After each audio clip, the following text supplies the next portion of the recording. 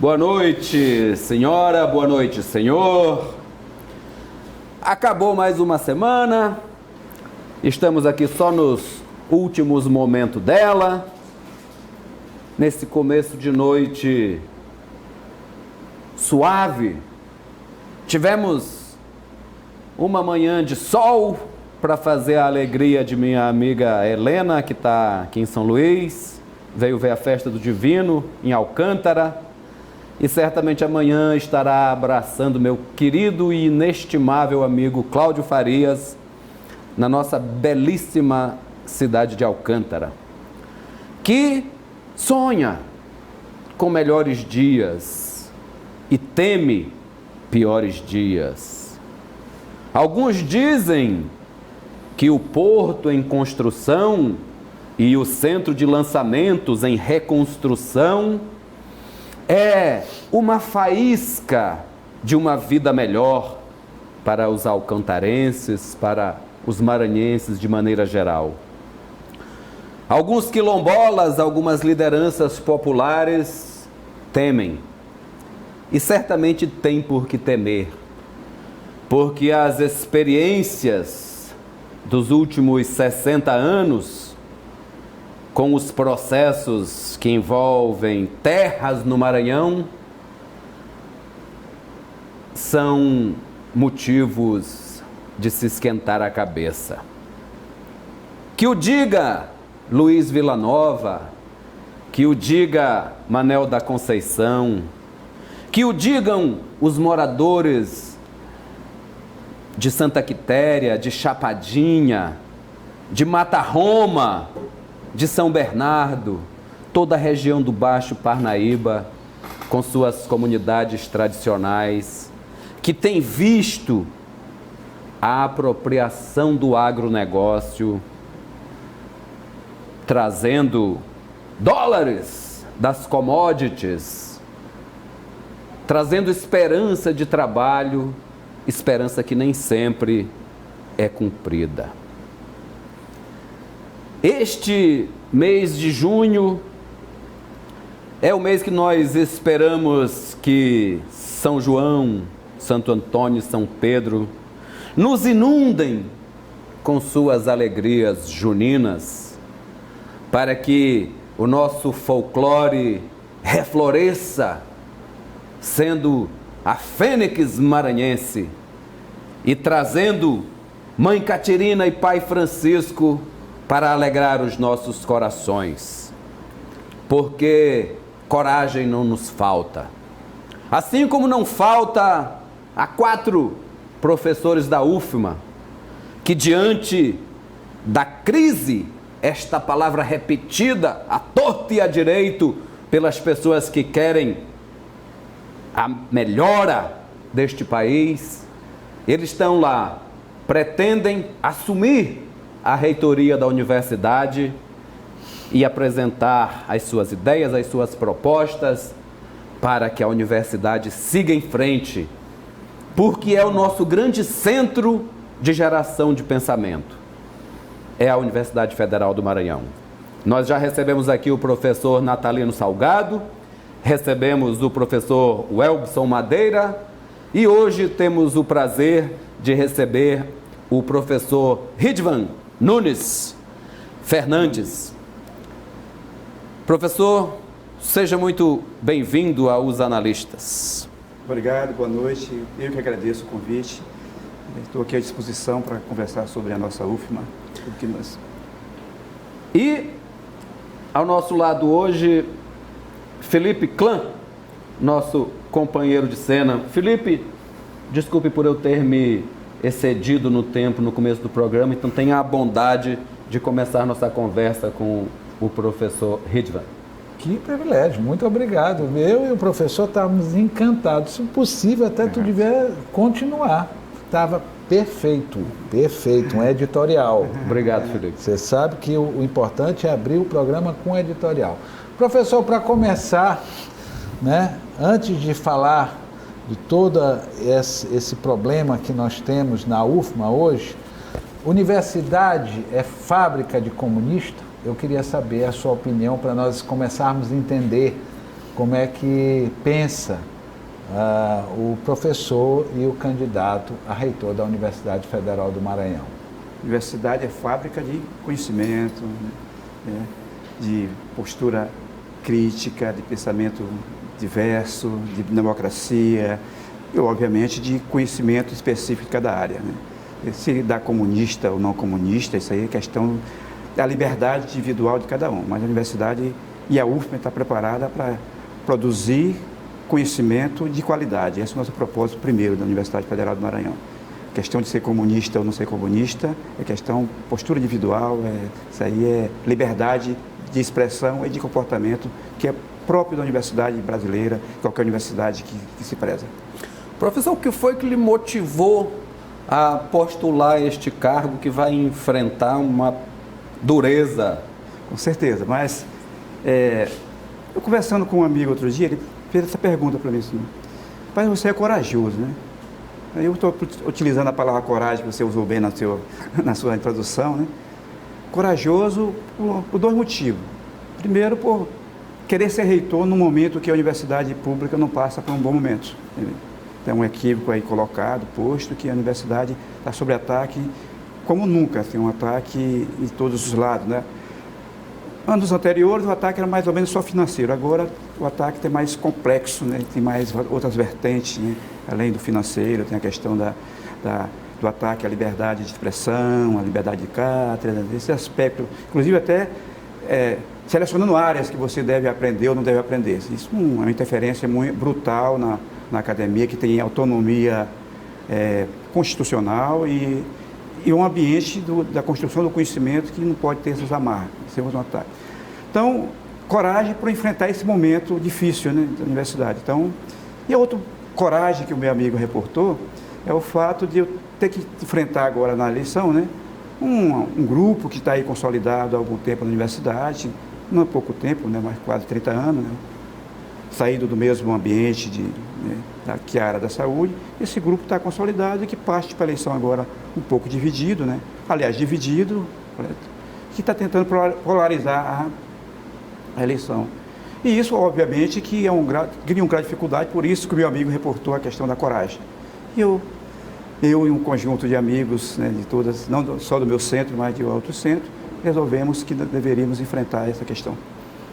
Professor, o senhor tem uma leitura clara e transparente do que, como está hoje a UFMA, porque os esqueletos estão à vista de todos. Não foi terminada a universidade. Houve talvez um processo de se pensar muito, se começar muita coisa e de se terminar muito pouca coisa. Melhorou muito, mas o senhor hoje tem uma leitura tanto orçamentária, financeira e estrutural do que o senhor vai receber caso seja eleito? Com clareza. Tenho, porque eu acompanho essa instituição há 29 anos, sou diretor de um centro importante da universidade, que é o Centro de Ciências Exatas e Tecnologia, que é vítima desse processo de não obras inacabadas, depois a gente pode conversar melhor, um prédio das engenharias que não foram concluídos, né? Mas a questão desse cenário da universidade, acho que passa muito pela questão. Existe um cenário nacional, obviamente, uma dificuldade financeira. O orçamento da universidade hoje não comporta o gigantismo da universidade que foi alcançado com a expansão. Isso é um fato. Isso porque, por exemplo, nós temos um orçamento correspondente a 2009. Se você olhar o repasse para a universidade no ano de 2018, que passou, por em torno de 80 e poucos milhões de reais. Isso é para custeio e investimento. Isso corresponde, basicamente, o orçamento que foi repassado em 2009.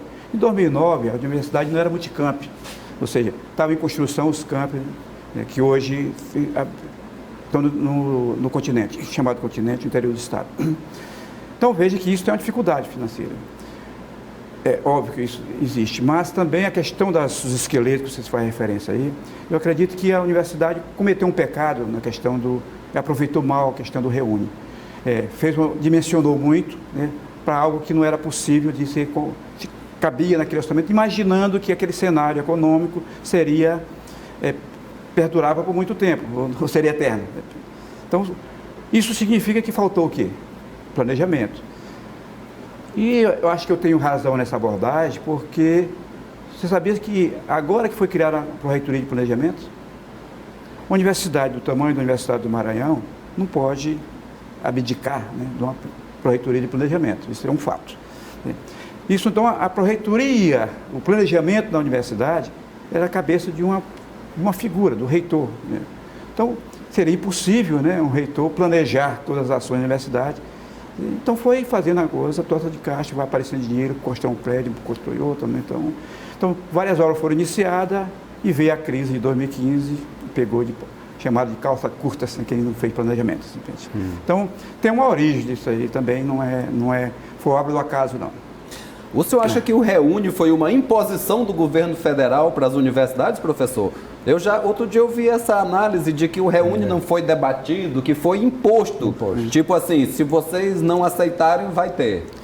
Olha, tem um pouco disso também. A questão do REUNE, a minha posição, a minha análise em relação ao REUNE é o seguinte: eu fui favorável à questão do REUNE. Por quê? Quando eu entrei na universidade em 2000,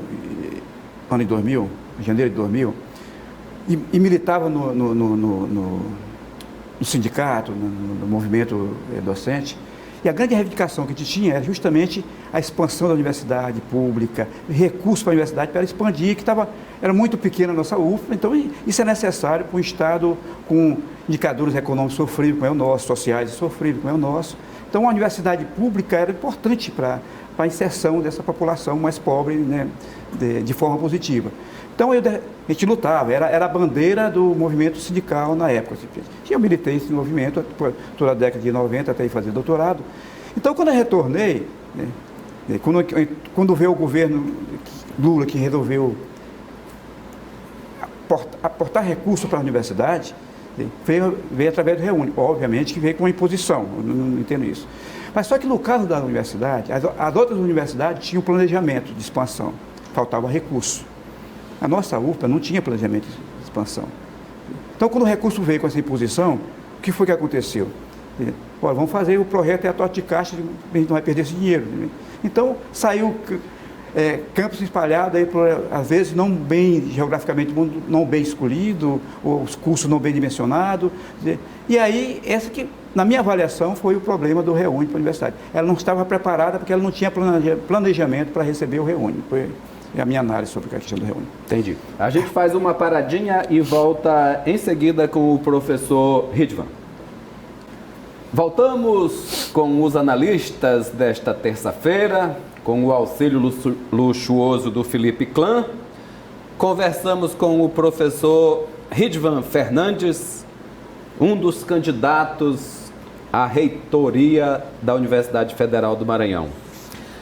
Professor, o senhor, como poucos nesse país, teve a oportunidade, digamos, de completar os seus estudos, chegando a fazer mestrado, doutorado, inclusive no exterior. Nós temos visto nesses últimos meses, aliás, desde o ano passado, por exemplo, foi aniquilado o projeto do Ciências Sem Fronteiras. Eu tive o prazer de poder ajudar minha filha, que ainda passou uma temporada na Europa, e foi a última turma a ter essa oportunidade. Há alguns meses houve os primeiros cortes das bolsas de iniciação científica, de mestrado, e há 10 dias, 2 semanas, Felipe, cortaram mais uma quantidade enorme de bolsas da CAPES. Uma das poucas instituições que trabalha pesquisa no Brasil são as universidades federais, no Maranhão certamente a única. E agora, professor, qual é a sua proposta, se o senhor for reitor, para não deixar que a pesquisa morra no Maranhão? Olha, para ser preciso, a questão das bolsas foram cortadas 3 dias atrás, 2.700 bolsas da CAPES. Isso afeta diretamente os programas de pós-graduação, sem dúvida. Olha, o aspecto, você colocou muito bem. Eu tenho orgulho, por exemplo, de ser feito em universidade pública. Eu sou filho da dona rural do município de Chapadinha, você cita o Matarrão, me empresta, né? Sou filho da dona rural de Chapadinha, vim para cá pequenininho, para estudar. Quando eu cheguei aqui em 64, 3 dias, um mês depois, estoura a Revolução, golpe, né? 31 de março. Eu me lembro bem dessa cena, eu passando ali pela a Praça Deodoro e os soldados do Exército. Eu não entendi nada. Fui para a escola, quando voltei da escola, interromperam a aula, 9 horas. Hoje não tem aula não, foi interrompido aí, ninguém falava nada, cochichando, passei para a Deodoro, estava cheio de soldados do Exército. Vivi esse momento. E agora, eu fiz isso para resgatar a questão da minha origem. Fica à vontade, professor, fica à vontade. O dia é seu hoje. E estudei escola pública, né, tudo. E eu, como você bem relatou, tive a felicidade, né, um pouco, chegar a fazer mestrado, doutorado, principalmente com a origem. Eu digo isso para dizer a importância de você defender a universidade pública, porque dá oportunidade a pessoas como eu, que estudou em universidade pública, teve a possibilidade de ir ao topo da carreira, por exemplo, sou professor titular da Universidade Federal do Maranhão, com a oportunidade de fazer mestrado, doutorado, pós-doutorado no exterior. E sei da importância disso e sei da gravidade do que está acontecendo. E por isso sei da gravidade do que está acontecendo agora. Eu chamo de equívoco, mas isso é um projeto, obviamente, né? Um projeto que o que a gente tem que fazer? Eu, como reitor, o que eu tenho que fazer é me alinhar, né, àqueles que estão defendendo a universidade pública, a reversão dessa condição. Porque você imagina o seguinte, nós experimentamos uma expansão que era necessária para a universidade brasileira, a expansão era necessária, e a expansão chegou ao ambiente mais pobre desse país. Quem está na escola universidade pública hoje, principalmente na UFRA, 80% dos nossos alunos têm renda familiar menos que quase salário mínimo. Significa que nós estamos fazendo educação de qualidade para filho de trabalhador. E se você impede o ingresso, né, por limitação financeira, você está impedindo que você promova a inclusão em nosso Estado, repito, de indicadores sociais sofríveis, necessita também. No caso das bolsas, especificamente, o projeto atinge por cima, ou seja, você cortar a bolsa de pós-graduação, você está impedindo que essa geração que está na universidade agora curse pós-graduação. Ou seja, você está, no fundo, você está encolhendo o tamanho da universidade, transformando isso aqui em colegiões. E resumindo, vai ficar apenas os grandes centros, tipo USP, Unicamp, as grandes universidades. As pequenas e medianas como a nossa, se perdurar esse modelo, a tendência é ela ficar reduzida a poucas áreas que hoje são excelentes. Isso é complicador. Porque o novo modelo aí coloca, por exemplo, os cursos de conceito 3 da CAPES, se eles se repetirem esse conceito por 2 anos, por 2 avaliações consecutivas, serão cortados, serão descadenciados. Olha, nós temos 60 cursos de pós-graduação na universidade, programas de pós-graduação. Desses, não tem 5, 6 que tem conceito mais do que 4. Deve ser uns 6, conceito 4. Ou seja, porque são cursos iniciantes. E o processo é isso mesmo. São cursos novos, tem menos de 10 anos. Recentemente, agora, esse ano, foram 6 cursos, 7. Então, são cursos que para se manter a isso, tem um período de maturação na pós-graduação. Isso é um processo, não é assim o que acontece. Então, eles não vão conseguir chegar à maturação e, cortando bolsa, é sufocar, é aniquilar, é fechar mesmo esses cursos, é se reduzir a pós-graduação. Então, quando eu coloco a questão da nossa candidatura, sempre discuto com o nosso grupo, nós estamos colocando uma universidade, nós queremos uma universidade do futuro. O futuro começa logo de garantir que ela existe no futuro, de repente, ou seja, lutar para que ela fique no futuro. E futuro para quem? Para a nova geração, garantir para a nova geração que ela tenha ensino de qualidade e amplo. Para mim, a universidade completa é aquela que você entra na graduação e sai lá doutor. Esse é a universidade na sua plenitude. E a universidade tem que possibilitar isso. A porta de entrada da universidade é a graduação, a porta de saída da universidade é a pós-graduação. Nós queremos que o filho do trabalhador, ele entre na universidade, no seu curso de graduação, qualquer área que seja, e saia doutor da universidade. Essa é a nossa missão. Para isso, nós temos que nos juntarmos, né, e existe um clima para isso, a sociedade está comprando, está entendendo que isso é um patrimônio da nação brasileira e que precisa ser defendido para que os filhos, os que virão para frente, tenham esse espaço do conhecimento, da produção de conhecimento, da formação das pessoas. Professor, o senhor é conhecido na universidade como um homem ponderado, mas ao mesmo tempo um homem que sempre defendeu a liberdade acadêmica e a liberdade política, né? A liberdade de pensamento. E o senhor é visto como uma pessoa que tem relações com esquerda, né? Que é o velho rótulo, né? Que nós temos dentro de todos os ambientes, não é só da universidade, e sempre, na maioria das vezes, equivocado. Eu vejo que nós vamos ter uma eleição acirrada. E como é que o senhor entende que, se o senhor foi o primeiro colocado e Brasília, ou seja, o governo de Bolsonaro, o vê como uma pessoa de tendência de esquerda e não apontar o senhor como o reitor da universidade? Olha, essa questão de rótulos, isso aí você colocou bem. Isso aí são questões que colocam, às vezes, para separar pessoas. Claro. Obviamente que eu tenho... Sou do lado daqueles que têm a inclusão, né, social como sentimento de vida. Então, se isso é esquerda ou direita, não sei qualificar. Então, tem relações com esse grupo alinhado, esse grupo de pessoas que pensam no bem-estar social, que pensam na desigualdade, na inclusão, no respeito à diversidade, no respeito à mulher, né? Essas questões. Se isso é esquerda, é rótulos, não importa para mim, é o meu jeito de ser. Sobre a questão de escolha, olha, o processo é dividido em duas partes. A primeira é a consulta na universidade, da comunidade. Eleição com esquerda, mas é uma consulta.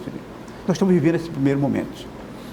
Então, meu primeiro momento é disputar a eleição e ganhar a eleição. Quando eu ganhar a eleição, eu acho que aí a responsabilidade não é mais minha. É do gestor que vai escolher, de repente. Eu acredito no bom senso, no respeito, né, à vontade da comunidade. Porque eu só aceito ser reitor se eu ganhar a eleição. Entendeu? Então eu não vou fazer lobby nenhum para se for segundo ou terceiro lugar, até porque não terei como. Assim. Eu pretendo ganhar a eleição e a responsabilidade de escolher do presidente, eu acho que o bom senso, né, o espírito democrático, acho que vai ser o mais forte nessa escolha. Não me preocupo com isso, não. Só para completar, o senhor acha que esse formato deveria mudar? Deveria ser o meio acadêmico que deveria decidir quem iria cuidar do presente, né, encaminhar o futuro da universidade? Porque não há sentido de um presidente da República que está lá em Brasília, não conhece a nossa realidade, em fazer. Como é que o senhor pensa? Eu não tenho a menor dúvida disso. O processo deveria ser iniciar e finalizar na universidade. Faltou mudar isto depois da ditadura, então?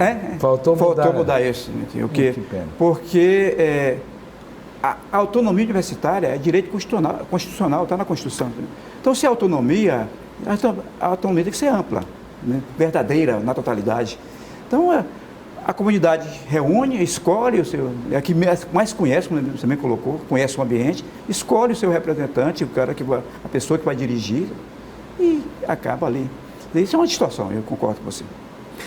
Professor, o senhor acha que a cientificidade, bonito esse nome, hein, Felipe? Extenso, está em risco nesses últimos dias, que estão vendo Jesus em pé de goiabeira, estão dizendo em tempos de terra plana. O senhor acha que a ciência está correndo o risco de dar um passo para trás? Não, a ciência não. Com certeza a ciência não está correndo o risco de dar um passo para trás. Quer dizer, pessoas que estão dando um passo para trás, não é a ciência. A ciência está firme na sua posição, ou seja, está alinhada ao que o mundo, né, que o mundo produz. A ciência tem esse alinhamento, não será afetada por isso. Isso fica numa discussão de bar, de repente, porque o mundo acadêmico não vai se envolver numa discussão dessa. Nós temos nossos valores próprios, né, a nossa competência é própria.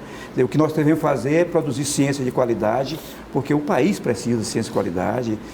Ciência, educação de qualidade, é ser soberano. O país tem que caminhar por aí mesmo. Então, nós defendemos a ciência como ela está, mas que se refina, que se ajuste para estar mais próximo da sociedade, isso é uma coisa, mas negar a ciência, a academia não faz isso.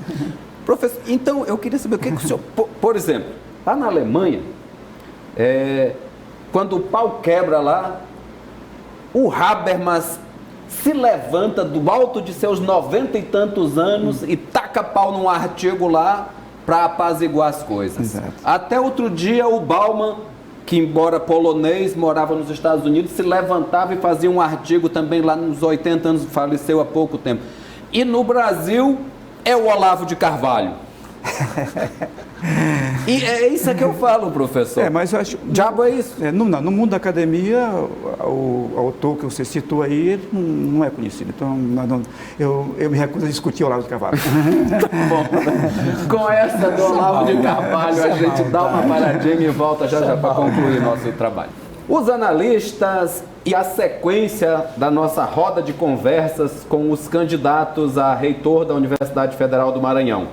Hoje recebemos o professor Ridvan Fernandes, que é, para mim, quase um colega, já que eu sou um quase químico, né, professor? Então, Felipe, tenha a bondade. Um quase agrônomo também. Hoje seria um grande... Eu sou, na verdade, um quase nada. Não fale isso. Não faça eu ter que lhe elogiar e contar a sua história. Professor, os analistas são assim mesmo. A gente sobrevive com muito bom humor. Claro, nessa vida. Professor, deixa eu entender, desde a época que estive lá pela UFMA, né? E o senhor colocou muito bem que esse grupo que está aí, né, o grupo da saúde e outros mais, e na verdade o senhor foi generoso em colocar só 25 anos, na verdade é muito mais de 25 anos, porque eles tinham uma relação. Havia uma linha, né? Primeiro veio essa linha da ditadura, né, que terminou com o professor Cabral. Isso. Mas muitos que estavam dentro do professor Cabral continuaram e montaram essa linha de sucessão de reitores que a UFMA até hoje tem, né? Que em todas as eleições não eram os candidatos que a população universitária acreditava ser o ideal, né? Como se quebra um ciclo desse, professor? Qual é o processo que seu grupo hoje apresenta que faz essa diferença para que as pessoas entendam que há possibilidade administrativa e de mudança de pensamento? Você descreveu bem, você relatou que foi da UFMA, você também foi coleguinha químico lá.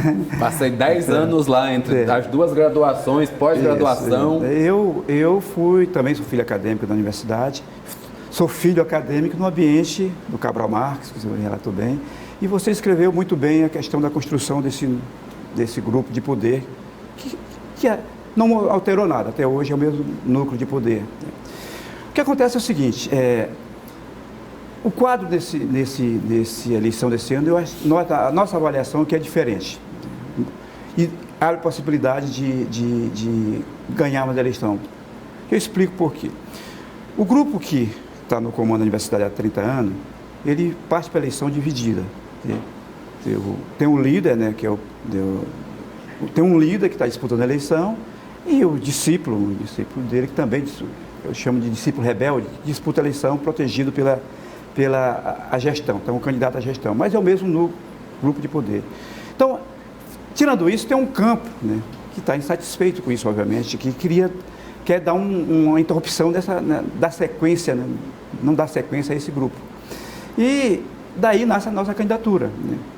É a candidatura que nasceu no Centro de Ciências Exatas e Tecnologia. Eu sou diretor do Centro de Ciências e Tecnologia. Vocês sabem que é um centro importante, um centro produtivo da universidade, muito maior do que do tempo que você estudou lá. Ixi. É um centro, hoje nós temos lá 12 cursos de pós-graduação, 3 doutorados, 7 engenharias. Nós temos que voltar, Geraldo, para lá. 7 engenharias. Então, esse centro, e eu ser diretor de um centro como esse, você imagina que dá para ter a dimensão do que é a universidade. Mas isso não é o suficiente para você ganhar uma eleição num quadro desse, num cenário desse. Obviamente que está se associando com outros, né, centros e outras mentes iluminadas, outros professores que comungam do meu sentimento, e acho que tem espaço para nós disputar uma seleção de forma competitiva, é uma candidatura competitiva, né, porque nós temos clareza de que existe muita insatisfação por todo esse tempo de gestão com um modelo que não se acomoda mais, ou seja, é um modelo que ele foi desenhado, né, para uma universidade do tempo que você foi estudante, só resumido ao campus São Luís e poucas áreas, não para um modelo de uma universidade com nove campos. Então, isso é muito centralizador, clientelista e toda essas anuências que estão no bojo de uma relação que eu chamo oligárquica, de um modelo oligárquico.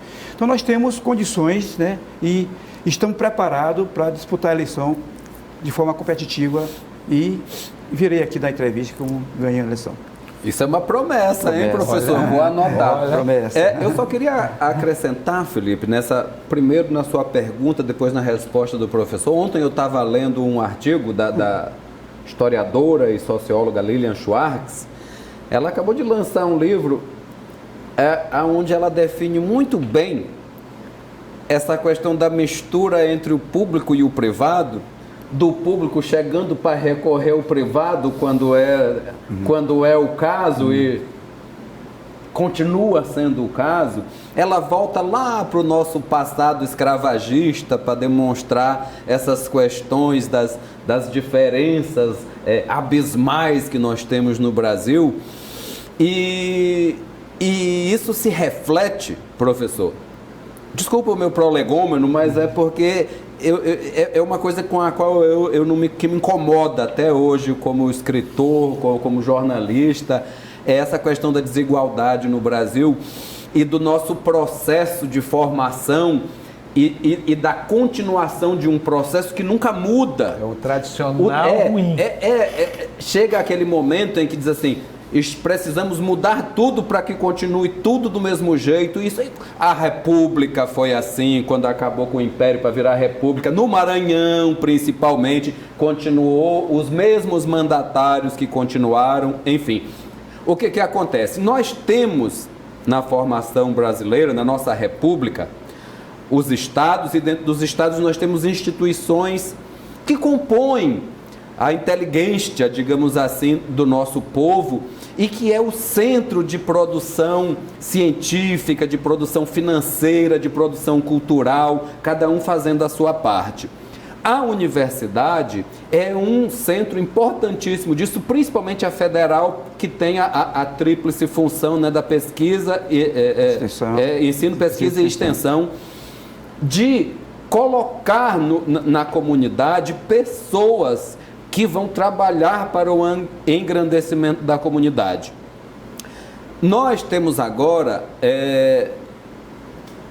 algumas potencialidades do Maranhão, principalmente na área tecnológica, na qual o senhor trabalha diretamente, que é a construção de um grande porto na cidade de Alcântara, entre o Cujupe e a sede, um outro grande porto que está sendo construído, mais um aqui na ilha, e nós temos a base de lançamento de Alcântara, juntamente com o curso de acho que é engenharia aeronáutica que chama, né? Aeroespacial. Professor, isto, embora a médio prazo pode transformar o nosso estado, a universidade certamente é um dos pilares dessa construção. O senhor acha que esse que é o caminho para nós? Olha, esse é um fato da questão de Alcântara, é um fato que está posto aí, a universidade está envolvida, inclusive criou um curso de engenharia aeroespacial, isso é um fato. Agora, tem algumas questões que precisam ser alinhadas ainda, né? Preciso que... Houve a primeira reunião, até com o ministro esteve aí, falando mais ou menos do que seria os termos do acordo, né? Tem um acordo com os Estados Unidos, muito ainda superficial, não entraram em detalhe, pelo menos no evento que eu participei, não entraram em detalhe. Agora, a questão de Alcântara, por exemplo, tem o aspecto que envolve lá o aspecto social. Como é que você vai trazer esse ambiente todo sem estar cuidando lá da população quilombola que é dono daquilo ali, exemplo. Então, esse alinhamento é necessário. Do ponto de vista da universidade, obviamente que ela tem que se preparar, né, como é a função dela, né, se preparar para que isso o faça, se insira nisso de forma com competência. Eu até agora, o que observo é o seguinte, no âmbito da universidade, o curso da engenharia aeroespacial foi criada no meu centro, do meu centro, o curso de aeroespacial foi criado, mas ele ainda não tem nenhum professor. Então, nesse alinhamento aí, como lá um modelo de 2 ciclos, um BCT, bacharelado de Ciência e Tecnologia, para depois seguir para a engenharia, tem um tempo de 3 anos para acomodar esse quadro de professor. Mas o que eu digo é o seguinte, no alinhamento, se fala muito em alinhamento, o governo do Estado fez um evento, estão custando da parte dos quilombolas, o governo do Estado envolvido. Há uma discussão, eu estou vendo sobre agora pelo secretário adjunto de Ciência e Tecnologia, que estão discutindo a questão de um polo tecnológico aí, né, que envolve essa questão, muito inserida nesse contexto aí de Alcântara. Mas no alinhamento ainda não colocaram a universidade na sua forma plena, por exemplo. Porque para alinhar isso aí, o Ministério da Educação tem que estar presente também. Ciência e Tecnologia falando do acordo, o governo do Estado falando protegendo a questão social lá, e a universidade vai formar pessoas. Mas o Ministério da Educação ainda não alinhou isso em termos de vagas de professores, a montagem dos laboratórios, isso ainda não foi alinhado. E a coisa está andando. Então eu acho que ainda está muito solto. Eu não tenho clareza ainda do como isso vai se proceder no âmbito da universidade. Mas pelo menos eu tenho desconfiança de que ainda não começou bem nesse aspecto do alinhamento. E a velha verticalidade a gente continua verificando, né? Todo mundo indo de cima para baixo e nunca de baixo para cima. E vale um registro, se vocês me permitem, que todo esse processo, né, que foi feito era exatamente para conseguir que esse acordo viesse para que pudesse mostrar, né, nacionalmente que havia alguma coisa sendo feita pelo governo federal e também a questão do alinhamento com os Estados Unidos. Mas o mais interessante dessa história toda é que ninguém percebeu uma coisa muito simples. Normalmente o governador Flávio Dino gosta de comandar os processos. E desta vez ele escutou, elogiou e no final ele disse somente uma frase: isto é com o governo federal. Ou seja... ele tirou a responsabilidade. A gente tem batido muito nessa questão de Alcântara aqui, professor, e vai continuar batendo. Já recebemos o secretário de Ciência e Tecnologia, já recebemos alguns pensadores. Eu vou chamar o Chico Gonçalves, meu querido Chico Gonçalves. Você é o próximo que vem aqui, que nós vamos falar de Alcântara com você. Então nós vamos precisar de 2 horas de entrevista. Chico é meu peixe, mas ele é muito ocupado. Mas Felipe, professor, agora vamos descontrair um pouco, vamos brincar aqui de bloqueia ou compartilha.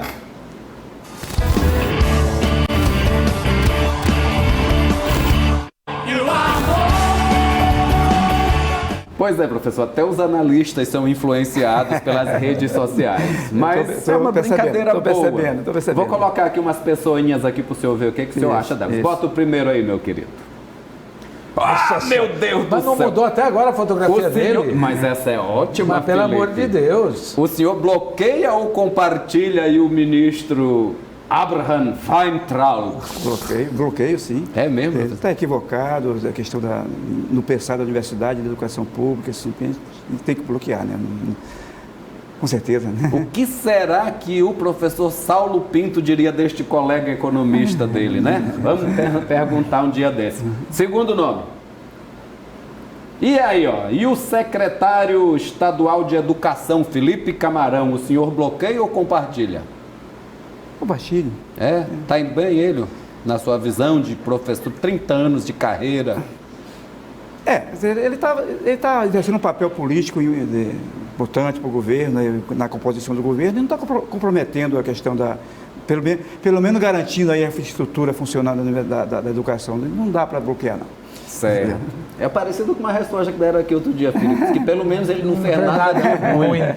E Zé Reinaldo veio aqui semana passada, repetiu mais uma vez que ele que colocou o colégio de segundo grau em todo o estado com Luiz Fernando. É verdade. É verdade que eu era assessor dele. Você era secretário de juventude. Felipe, você é muito chique. Não. Os analistas sem você não seriam a mesma coisa. Olha que eu vou flutuar. Terceiro nome.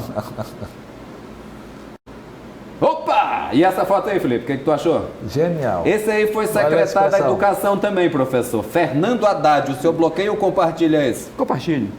Foi Votou bem nele, ele? professor? Foi um bom ministro. Foi um bom ministro? Foi o responsável pela expansão da universidade, então não tem como, responsavelmente, eu tenho que compartilhar, independente da ideologia. Tranquilo. E agora, mais um nome? O governador Flávio Dino. Eu gosto de botar o governador de vez em quando aqui. Bloqueio ou compartilha esse aí, professor? Eu compartilho. Compartilha? E tem vários motivos, mas eu aprendi com ele também, nesse evento tratando do Centro de Alcântara, eu aprendi com ele, ele me obrigou a entender, ele provocou um entendimento da plateia de que a Terra não é plana. Ele fez uma pergunta ele fez uma pergunta para o ministro lá em público. Ministro, você que foi astronauta, você já viu? A Terra é plana? Muito bem. Professor, muito obrigado por sua presença aqui. Lhe desejo ao senhor, porque o senhor tendo sorte, a Universidade Federal também vai ter sorte. E eu tenho muitos amigos lá, alunos, professores, funcionários ou estudantes, ou de graduação, de mestrado, de doutorado. Tenho muita gente que eu amo muito naquela universidade. Então, deixe sua mensagem final da maneira que o senhor achar melhor. Eu agradeço a participação do programa, um programa interessante, divertido, gostei muito de participar, mas eu gostaria de dirigir para a minha comunidade, para a Universidade Federal do Maranhão, para meus colegas professores, para meus colegas, meus queridos alunos, estudantes, os servidores da universidade. Nós estamos vivendo um momento importante na universidade agora, que é a escolha para reitor, e eu gostaria de colocar meu nome para que a comunidade avaliasse o quadro que a universidade está hoje, historicamente esteve, em termos de gestão, e estou dando oportunidade para a comunidade escolher alguém que vai tratar a universidade com... Lá no meu lema está escrito universidade capaz, transparente e descentralizada. Então, é uma universidade capaz de exercer a democracia na sua plenitude. Lá, o meu primeiro compromisso com a universidade é compromisso incondicional com a universidade pública, gratuita e de qualidade.